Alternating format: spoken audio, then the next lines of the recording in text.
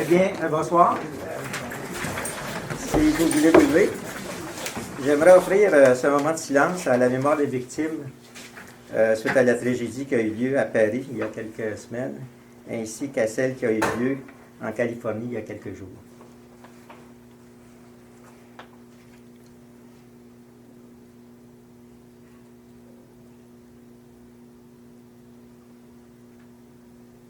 Merci.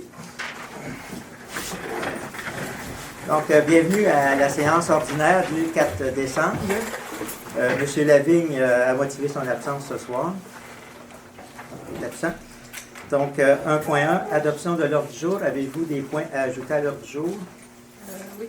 Oui. Je voudrais avoir toute l'information. Il y a eu un article dans le journal au sujet de la suspension de travaux sur le chemin Simon. Oui.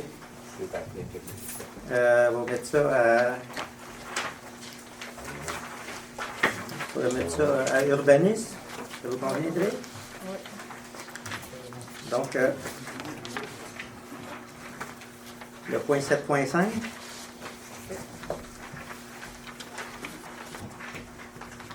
Donc, suspension des travaux.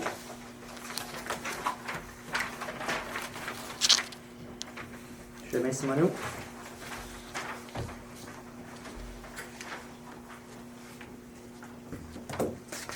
Y a-t-il d'autres points à ajouter? Non. C'est beau? Oui. C'est beau. Merci. Donc, il est proposé par Madame la conseillère, Madame Louise Aulichard, que ce conseil adopte l'ordre du jour tel que présenté et modifié. Donc, le vote est demandé. Madame Richard? Pour. M. Robillard? Pour. Madame Hébert? Pour. Madame Crête? Pour. Et M. David? Pour. Adopté à l'unanimité. 1.2, adoption du procès-verbal de la séance ordinaire du 6 novembre 2015. Tous les... 2016, pardon? 6 novembre 2015.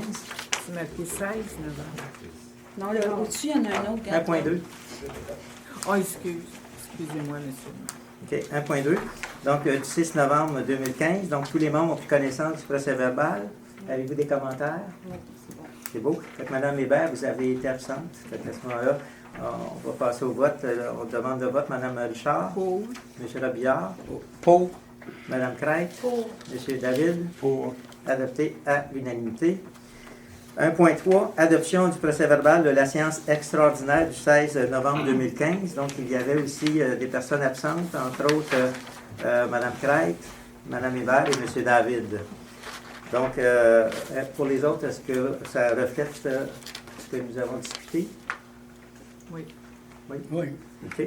Donc, il est proposé par monsieur le conseiller Gilles Robillard que ce conseil adopte le procès-verbal de la séance extraordinaire du 16 novembre 2015. Donc, le vote est demandé. Mme Richard? Pour. M. Robillard? Pour. Et les autres étaient absents. OK. 1.4. Avis de motion au règlement relatif aux nuisances à la qualité de l'environnement aux fins de prévenir la contamination des lacs Simon et barrières à l'accès aux quais publics et imposant de nouvelles normes et de nouveaux tarifs pour la descente des embarcations. Donc, M. Jean-François David, conseiller, donne un avis de motion de la présentation du règlement relatif aux nuisances à la qualité de l'environnement aux fins de prévenir la contamination des lacs Simon et barrières à l'accès aux quais publics et imposant de nouvelles normes et tarifs pour la descente des embarcations qui sera adoptée à une séance ultérieure. Donc, ce règlement-là va être adopté le 18 décembre lors de l'adoption du budget. Ce règlement viendra modifier le règlement numéro 465-2014. 1.5, le demande de subvention. Est-ce que je peux poser une question? Oui. Est-ce que ça serait possible d'avoir une copie du règlement? Oui, vous allez avoir vous allez en avoir plusieurs copies de plusieurs règlements. Dès que Oui, toute la documentation va vous parvenir, j'imagine, dans le courant de la semaine prochaine pour cette assemblée-là. OK. OK. 1.5, demande de subvention Emploi d'été Canada 2016. Considérant la disponibilité d'aide financière dans le programme Emploi d'été Canada 2016, il est proposé par Mme la conseillère Louise Aulichard et résolu que ce conseil mandate le directeur général et secrétaire trésorier, M. Jocelyn Robinson, afin de compléter et signer les documents nécessaires à l'obtention de l'aide financière requise dans le cadre du programme Placement Emploi Été Canada 2016. Donc, le vote est demandé. Mme Richard? Pour. M. Robillard? Pour. Mme Hébert? Pour. Mme Crête? Pour. M. David? Pour. Adopté à l'unanimité. 1.6, don à la paroisse Saint-Félix-de-Valois. Considérant la demande de don de la présidente de la Fabrique pour la paroisse Saint-Félix-de-Valois, il est proposé par Mme la conseillère Louise Ulrichard et résolu que ce conseil accorde un don de 1 500 $ à la paroisse Saint-Félix-de-Valois, que ce don est conditionnel à l'adoption et l'entrée en vigueur du règlement numéro 2015-057 visant la citation de l'église Saint-Félix-de-Valois de Chénéville. Ce règlement sera adopté lundi prochain par la municipalité de Chénéville et que ces deniers requis soient puisés dans le compte numéro 02 19 000 970. Donc, le vote est demandé. Mme Richard? Pour. M. Robillard? Pour. Mme Hébert? Pour. Mme Craig? J'aurais juste une petite question. Là. Moi, j'ai pas d'objection à ce qu'on donne 1 500 $ pour cette cause-là, sauf que je me souviens d'avoir assisté à un atelier à un moment donné où il était question que les dons... Oh, excusez. Où il était question que les dons, que c'était illégal pour une municipalité de faire des dons à une église. Effectivement. Et c'est pour cette raison qu'à partir de là, lorsque l'église devient patrimoniale, on peut en faire. Ah, Et parfait. c'est pour cette raison que nous avons entendu pour que la municipalité de Chénéville puisse procéder à l'adoption du règlement. Ben, Donc, et c'est pour cette raison aussi que c'est conditionnel. ah, ben super, ben parfait. C'est beau. Pour. M. David, pour adopter à l'unanimité. 1.7, nomination d'un représentant à la Corporation des transports adaptés collectifs de Papineau pour l'AGA 2016, considérant qu'il y a lieu de nommer un représentant de la municipalité de Lac-Simon pour l'Assemblée générale annuelle de la Corporation des transports adaptés collectifs de Papineau. Il est proposé par M. le conseiller Jean-François David et résolu que le conseil désigne Mme Louise Ulrichard, conseillère, pour siéger à l'Assemblée générale annuelle 2016 avec droit de parole et de vote. Que les frais de déplacement soient remboursés selon la politique en vigueur. Donc, le vote est demandé. Mme Richard? Pour. M. Robillard? Pour. Mme Hébert? Pour. Mme Craig? Pour. M. David? Pour. Adopté à l'unanimité. 1.8. Demande de participer à la formation Actualité juridique du droit municipal le 8 décembre 2015 pour Mesdames Odette Hébert, Chantal Craig et Louise Ulrichard, considérant que des conseillères ont manifesté leur volonté de participer à la formation Actualité juridique du droit municipal à Montréal, considérant l'importance de la formation. Il est proposé par M. le conseiller Jean-François David et résolu que ce conseil autorise la participation des conseillères de Mme Odette Hébert, Chantal Craig, Louise Ulrichard à la formation Actualité juridique du droit municipal le 8 décembre prochain à Montréal au coût de 595 chacune, plus les taxes, et que ce montant soit imputé au compte budgétaire 02 11 001 454, que les frais de déplacement soient remboursés selon la politique en vigueur. Donc, le vote est demandé. Mme Richard? Pour. M. Robillard? Pour. Mme Hébert? Pour. Mme Craig? Pour. M. David? Pour. Adopté à l'unanimité. 2. Direction générale, greffe et trésorerie. Adoption de la liste 2.1. Adoption de la liste des chèques et des prélèvements du mois de novembre et des salaires pour la période du 25 octobre au 21 novembre 2015. Avez-vous tous pris connaissance de la liste et avez-vous des questions? Oui, moi j'ai des questions à la page 11, toute en bas complètement, Hydro-Québec. J'aimerais qu'on m'explique qu'est-ce que c'est qui est arrivé avec les montants, là, parce que il y a électricité patinoire 635 qui a été pris là. Ensuite, on l'enlève dans les rues. Pouvez-vous parler plus fort, s'il vous plaît? Il y a un montant de 635 qui a été attribué à l'électricité pour les patinoires. Ensuite, on l'enlève pour l'éclairage de rue. On met un 791 pour les patinoires. On l'enlève à l'éclairage de rue. 563 pour l'éclairage de rue. En tout cas, c'est ça. Oui. Oui, tout simplement, c'est l'employé qui avait fait une mauvaise imputation au niveau des postes budgétaires qui a rectifié la situation. OK. Avez-vous d'autres questions?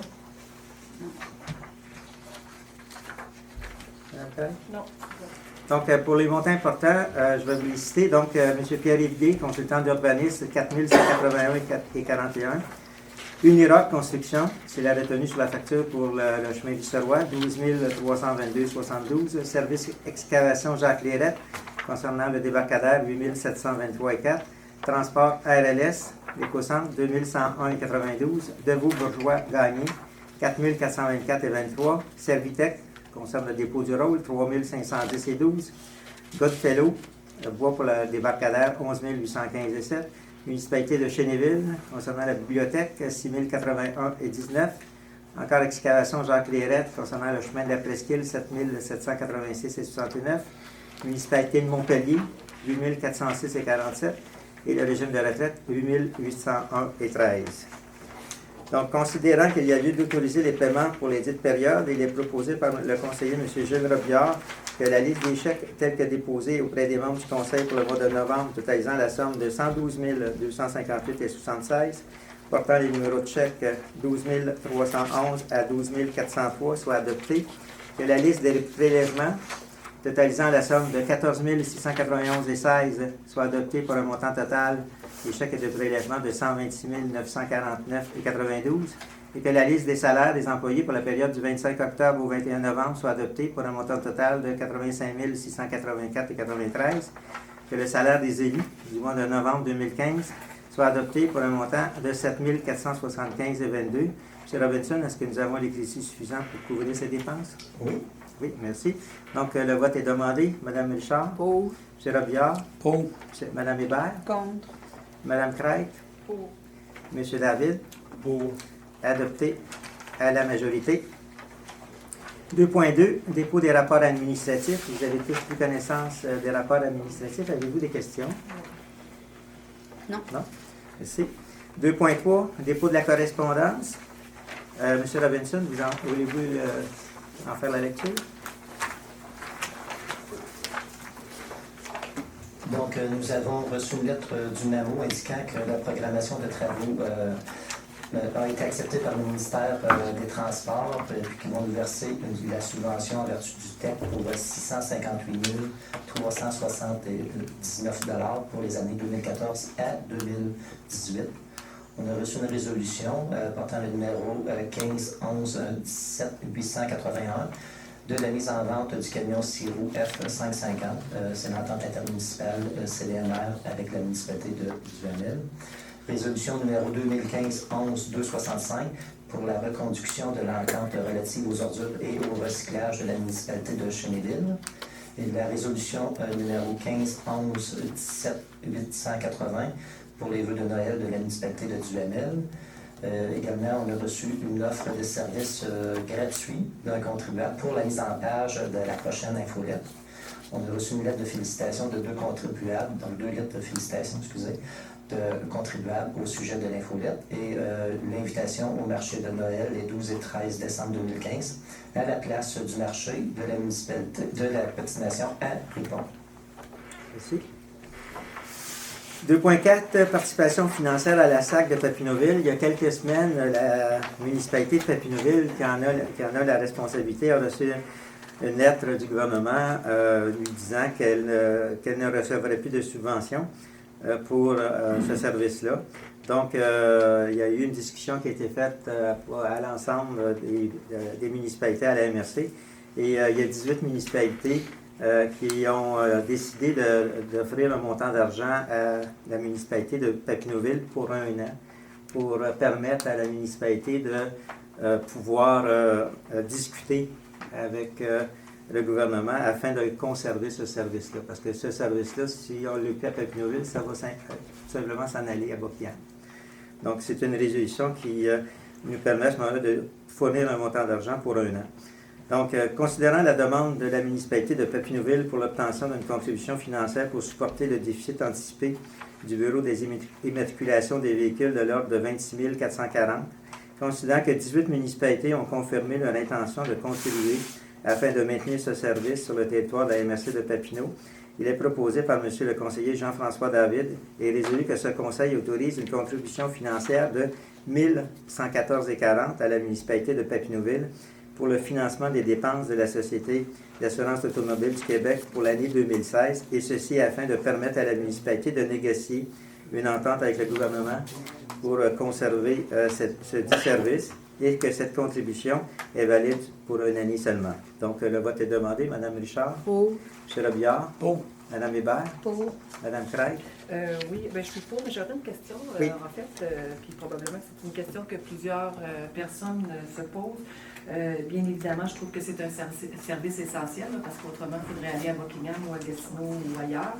Mais je me demande comment ça se fait que c'est aux contribuables ou à la MRC, en fait, de subventionner ce service-là. C'est pas un service gouvernemental, ça, Oui. la SAQ? C'est un service gouvernemental. C'était offert par la municipalité de Papineauville. Il y avait 3 personnes qui servaient les contribuables. Mais principalement, la distinction avec un bureau comme à Gatineau ou à Buckingham, Oui, c'est ça. ils sont mandataires.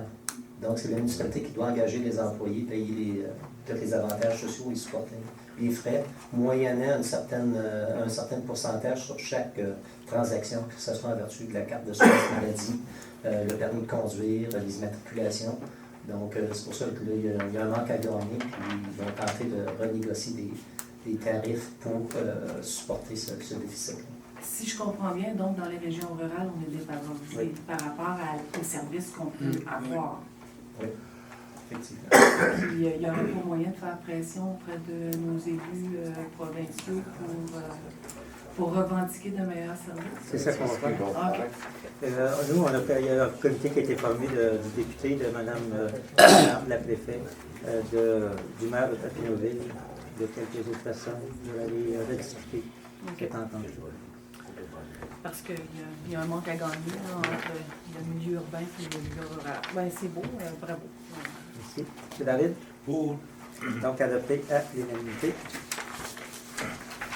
Point 3, gestion financière et ressources humaines. 3.1, nomination d'un comité de sélection du personnel pour la réorganisation du CDMR. Donc, considérant la terminaison le 31 mars 2016 de l'entente intermunicipale pour la collecte des matières résiduelles et du recyclage avec les municipalités de Chénéville, Duhamel et Montpellier, considérant le manuel des politiques en matière de ressources humaines de la municipalité de Lac-Simon, considérant l'article 4.04 du processus de sélection du personnel en cas de réduction d'effectifs dans le manuel des politiques en matière de ressources humaines, considérant qu'un comité de sélection doit être formé d'un minimum d'une personne et d'un maximum de 5 personnes, il est proposé par Mme la conseillère Louise Ulrichard et résolu que ce conseil nomme M. Jacques Mailly, maire, Jocelyn Robinson, directeur général, Michel Lavigne, conseiller, Gilles Robillard, conseiller, et M. Thierry Desormeaux, directeur des travaux publics, membre du comité de sélection pour la réorganisation du CDMR. Donc, le vote est demandé. Mme Richard? Pour.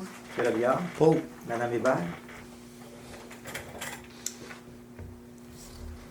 J'aurais aimé qu'il y ait une personne neutre, une personne de l'extérieur dans le comité. Il me semble que ça aurait été une bonne idée d'avoir un professionnel là, de sélection pour ça. Fait que,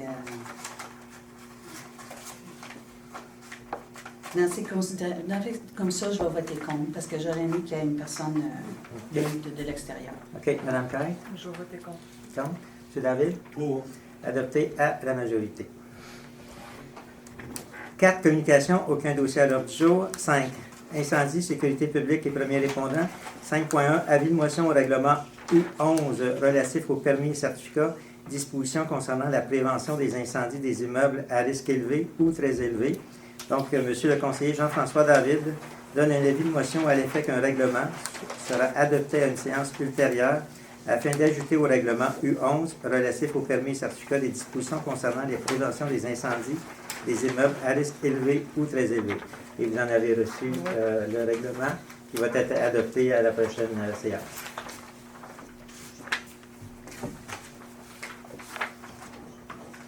« 5.2. Entente intermunicipale visant la mise en place d'un service régional de formation des pompiers, considérant les pouvoirs accordés aux municipalités locales pour conclure une entente par laquelle elles délèguent à la municipalité régionale de comté, dont le territoire comprend le leur, l'exercice de tout ou partie d'un domaine de leurs compétences conformément aux articles 569.0.1 et suivants du Code municipal du Québec, ainsi que l'article 468 faisant référence à la loi sur les cités et villes du Québec, considérant que les objectifs des municipalités locales et de la MRC sont de bénéficier d'un service régional de formation accessible et adapté aux besoins des services de sécurité incendie du territoire en fonction de la proximité du service de formation et d'un coût abordable pour les municipalités locales, considérant qu'un délai de 60 jours est accordé aux municipalités locales afin qu'elles puissent émettre leur position à l'égard du projet d'entente intermunicipale visant la mise en place d'un service régional de formation des pompiers, conformément à l'article 569.0.1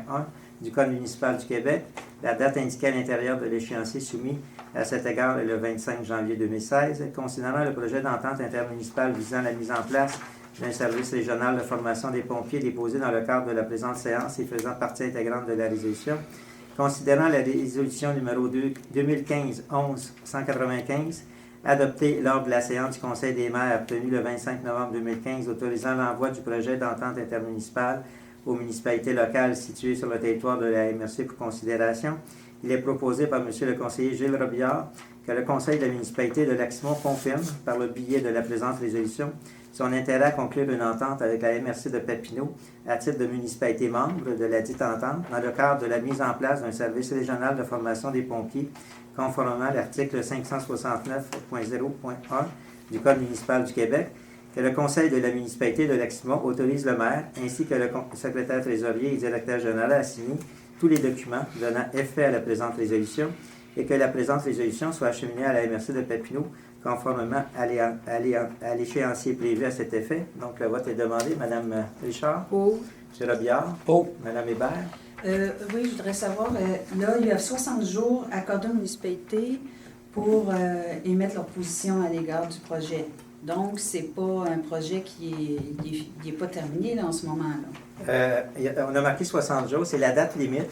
Et à la MRC ont demandé que les municipalités le fassent lors de la séance de décembre pour commencer très rapidement la mise en place de la formation de pompiers parce que ça fait 1 an qu'il n'y a pas eu de formation de pompiers. On attendait justement à réorganiser tout ça. Et c'est pour cette raison qu'on la passe ce soir. OK, donc là, il n'y a plus de discussion, c'est qu'est-ce qui est terminé. Pour, excusez. Madame Hébert, Madame Crête, Pour. M. David, Pour. adopté à l'unanimité. Point 6, travaux publics et infrastructures, autorisation de la poursuite des travaux au chemin de la Presqu'île. Considérant la poursuite des travaux sur le chemin de la Presqu'île, considérant l'estimation des coûts présentés pour l'appel mécanique et l'achat de 0,3 quart de roche pour les travaux sur le chemin de la Presqu'île qui s'élève à 5 840 avant taxe, considérant les recommandations du directeur des travaux publics, il est proposé par M. le conseiller Gilles Robillard et résolu que ce conseil autorise une dépense au montant de 5 840 avant taxe pour les travaux sur le chemin de la Presqu'île. Donc, le vote est demandé. Mme Richard? Pour. M. Robillard? Pour. Mme Hébert? Pour. Mme Craig? Pour. M. David? Pour. Adopté à l'unanimité. Point 7, urbanisme et environnement. 7.1, vous avez tous pris connaissance du compte rendu. Avez-vous des questions? Je voudrais juste m'assurer, là, c'est parce que dans le compte rendu, le numéro des dérogations n'est pas pareil. Tu sais, comme c'est 8A-9 dans le compte rendu du CCU, là, c'est 8A-19. Parce que c'est Puis l'autre aussi, il y a une erreur aussi, si je ne me trompe pas, dans l'autre, là, mais en tout cas, on devine que c'est la même chose, là, mais... C'est 8A-19. Mais là, monsieur avait marqué 8 A, la demande. On va le vérifier, là, M. Robinson. C'est 8R-19.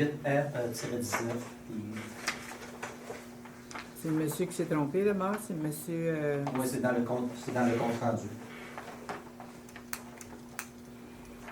Donc, c'est 19? OK. Merci. Donc, 7.2, dérogation mineure numéro 124 concernant l'agrandissement du bâtiment principal sur le lot 8A-19 durant 4 à Lac-Simon dans la zone 6H. Madame Richard. Alors, dans le... C'est où qu'on peut? Dans le journal de destination du 18 novembre, on peut lire comme suit la demande de dérogation mineure numéro 124. L'agrandissement d'un bâtiment principal sur le lot 8A19 durant 4 à Lac-Simon, dans la zone 6H. La dérogation demandée a pour but de permettre l'agrandissement d'un bâtiment principal dans la marge riveraine face au lac. L'empiètement demandé est de 2 mètres pour effectuer l'implantation de l'agrandissement à 12 mètres de la limite extérieure de la rive du lac. La norme pour l'implantation d'un bâtiment principal en marge d'une rive est de 4 mètres excédant de la limite extérieure de la rive du lac. Ce genre de dérogation contrevient à l'article 94 du règlement de zonage U12. Alors, Le CCU recommande au Conseil. Le CCU recommande au Conseil d'accepter la dérogation. Est-ce qu'il y a des questions dans la salle? Non. Donc, considérant la demande telle que présentée et la recommandation du comité consultatif d'urbanisme, considérant la publication de la demande dans le journal Petite Nation ainsi qu'aux 2 endroits désignés dans la municipalité par le Conseil, concernant la tenue d'une consultation publique relative à la demande de dérogation mineure numéro 124, il est proposé par Mme la conseillère Louise Hull-Richard que ce Conseil accorde la dérogation mineure numéro 124 pour l'agrandissement d'un bâtiment principal sur le lot 8A19 durant 4 à Lac-Simon, dans la zone 6H. Donc, le vote est demandé. Mme Richard. Pour. M. Robillard. Pour. Mme Hébert. Pour. Mme Craig. Oui, je veux bien m'assurer que c'est dans la limite excédentaire. Fait que c'est pas dans le premier 10 mètres, c'est dans les 4 mètres C'est ça, supplémentaires qu'on les rajoute. 4 mètres supplémentaires. Ça va être trop. Mme Craig pour. M. David. Pour. Adopté à l'unanimité. 7.3, dérogation mineure, numéro 125, concernant une opération cadastrale sur les lots 15-8, durant 4 à Lac-Simon, dans la zone 10H. Mme Richard. Alors, dans le journal La Petite Nation encore, en date du 18 novembre, on pouvait lire comme suit la demande numéro 125, la dérogation mineure. Une opération cadastrale sur les lots 15-8 durant 4 à Lac-Simon, dans la zone 10-H. La dérogation demandée a pour but de permettre un lotissement sans atteindre la norme minimale de 45 mètres de largeur à la rue. La dérogation mineure demandée est de 4,35 mètres. La norme pour la largeur d'un lot est de 45 mètres. Ce genre de dérogation contrevient à l'article 27 du règlement de lotissement U13. Alors, le CCU recommande au Conseil d'accepter cette dérogation. Avez-vous des questions dans la salle? Personne? Donc, considérant la demande telle que présentée et la recommandation du comité consultatif d'urbanisme, considérant la publication de la demande dans le journal Petite Nation ainsi qu'aux 2 endroits désignés dans la municipalité par le Conseil, concernant la tenue d'une consultation publique relative à la demande de dérogation mineure numéro 125, il est proposé par Mme la conseillère Louise Hull-Richard que ce Conseil accorde la dérogation mineure numéro 125 pour une opération cadastrale sur les lots 15-8 à Lac-Simon, dans la zone 10H. Donc, le vote est demandé. Mme Richard. Pour. M. Robillard. Pour. Mme Hébert. Pour. Mme Craig. Pour. M. David. Pour. Adopté à l'unanimité. 7.4, demande de remboursement de la facture numéro 54 796 d'une vidange fosse septique au propriétaire du numéro de matricule 15 84 21 25 50. Considérant que 2 vidanges de fosse septiques ont été effectuées à quelques jours d'intervalle sur la même propriété, considérant l'ambiguïté quant à la responsabilité du propriétaire et des représentants de la municipalité pour l'assignation du vidangeur, il est proposé par M. le conseiller Jean-François David et résolu que ce conseil autorise le remboursement au propriétaire du matricule 1584 21 25 50 de la facture 54 796 des pourcelles au montant de 170,16. Donc, le vote est demandé. Mme Richard. Pour. M. Robillard. Pour. Mme Hébert. Ben, je voudrais juste savoir, là, le technicien des Pursol, il ne s'est pas rendu compte que la fosse était vide, là? Oui, vous répondez, monsieur. Ben, le technicien de Tursol, c'est lui qui a fait la première vidange, sauf que le monsieur a appelé à Mont-Tremblant pour faire une vidange également. Donc, c'est l'autre qui s'est présenté, puis ça avait déjà été fait. OK, c'est pour le transport, finalement, le déplacement. Pour. Mme Craig. Pour. M. David. Pour. Adopté à l'unanimité. Donc, 7.5, suspension des travaux chemin Simoneau, Mme Craig. Je voulais juste avoir plus d'informations. J'ai vu dans le journal en ligne. Oh, c'est tué. Hein? J'ai pas. J'ai dit je voulais avoir plus d'informations. J'ai vu en ligne qu'il y avait eu une suspension de travaux. Puis je pensais d'avoir plus d'informations dans les documents pléniers. Il n'y avait aucune information dans les documents pléniers, ni au CCU, ni au CCE. Et il n'y avait pas de correspondance non plus dans la liste de la correspondance. Donc, OK. M. Robinson. C'est ça. Nous, j'ai reçu une plainte par rapport aux travaux qui se produisaient sur ce terrain-là. Donc, j'ai fait enquête et vérifié avec nos procureurs.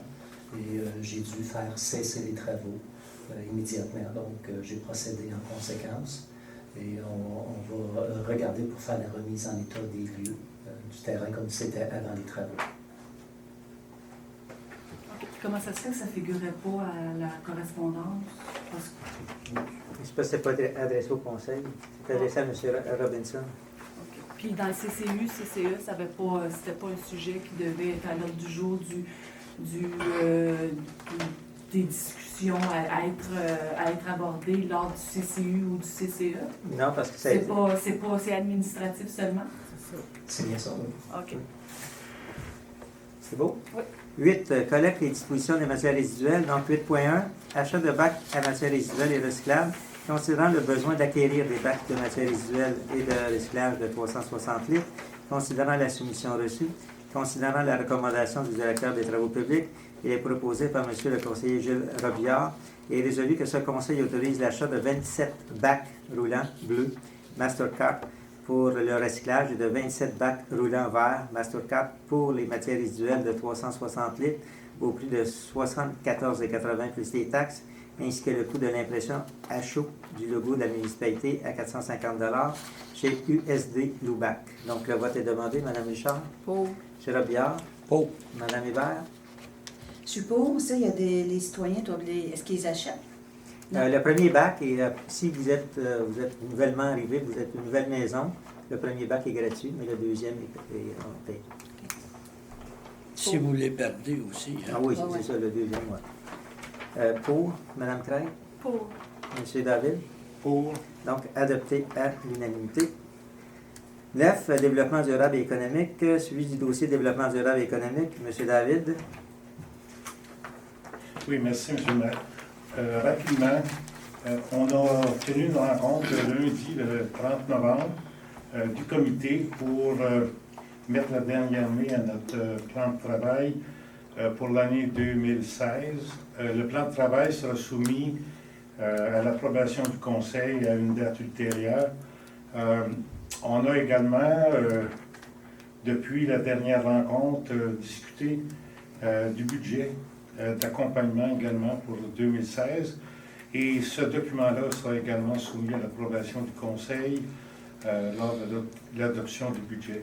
Donc, si tout va bien, si les deux documents sont approuvés tels que soumis, le comité reprendra ses activités au début de 2016. Je vous remercie. Merci. 10. Événements touristiques, culturels et activités physiques. 10.1. Demande de subvention pour l'aménagement d'un parcours santé.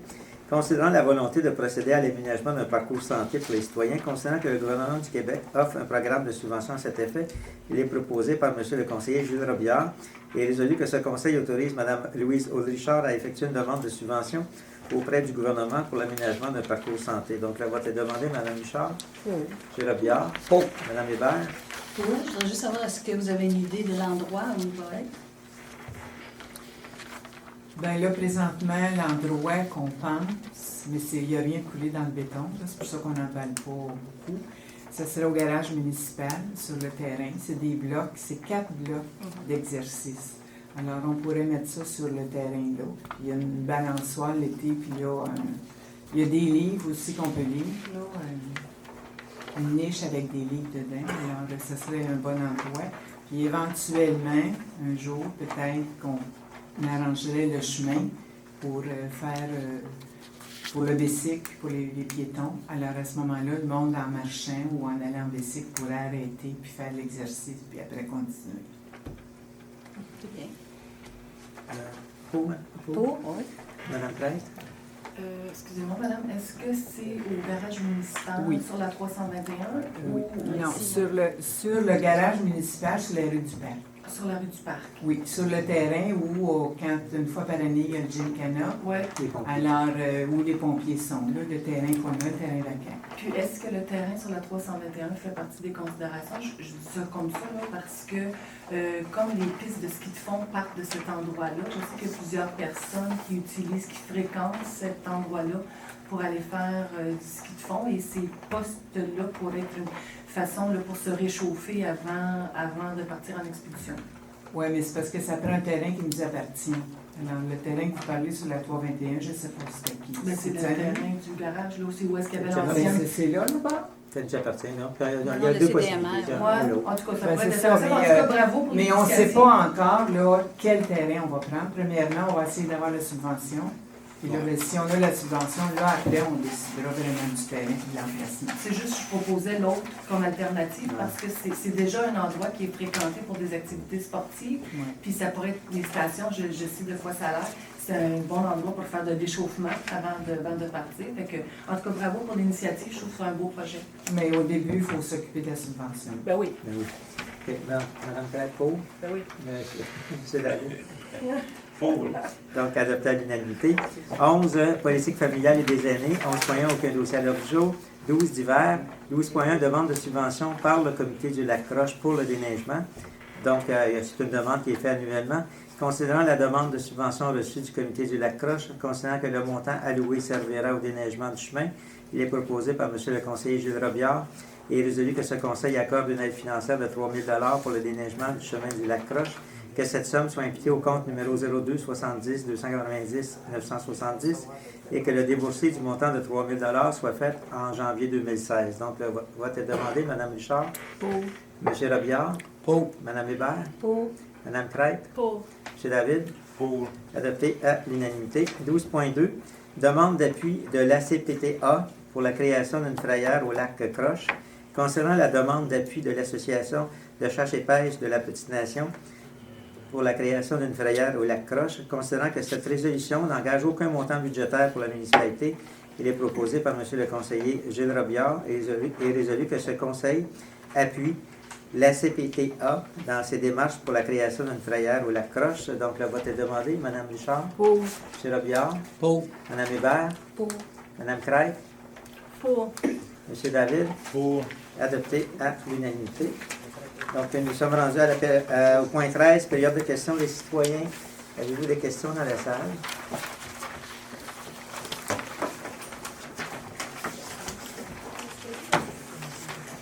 Aucune question? Donc, je demanderai la levée de la séance. Madame Richard?